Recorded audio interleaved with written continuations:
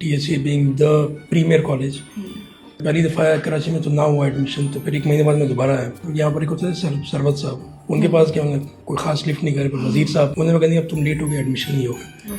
सो फिर एक कैंटीन में हमारे एक दोस्त होते थे, उन्होंने कहा तुम वहाँ जाओ, कॉर्नर में तमई साहब का रूम है, वो अच्छे आदमी है, वो एडमिशन दे देंगे, बस तुम अपना रोना धोना डाल दो कि तो आई वेंट देयर। मैंने अपनी स्टोरी बताया कि उन्होंने कहा अरे सब हो गया, अब तुम जाओ बाहर, मेरे रूम के बाहर एक फ्रेम लगा, तुमने वो पढ़ा था? मैं कहा नहीं, मुझे नजर नहीं पड़ी। कह रहा अच्छा एक काम करना, बाहर जाओ, 1 मिनट वहाँ बाहर खड़े रहो, उस 1 मिनट उस फ्रेम में जो तुम्हें समझ आया ना, तो 2 ऑप्शन तुम्हारे पास, या तो फिर मेरे रूम में आ जाओ अंदर, या तुम वापस उसी गेट से जाओ जिससे तुम आए थे।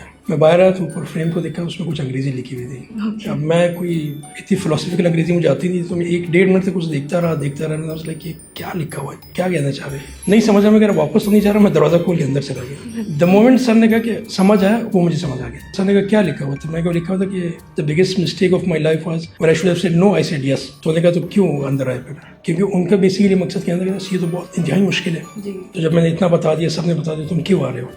तो मैं मुझे फेलियर से कोई फर्क ही नहीं पड़ना, मतलब इसीलिए तो मैं अंदर आया हूँ। So this is my first relationship with TSA and Tamai साहब।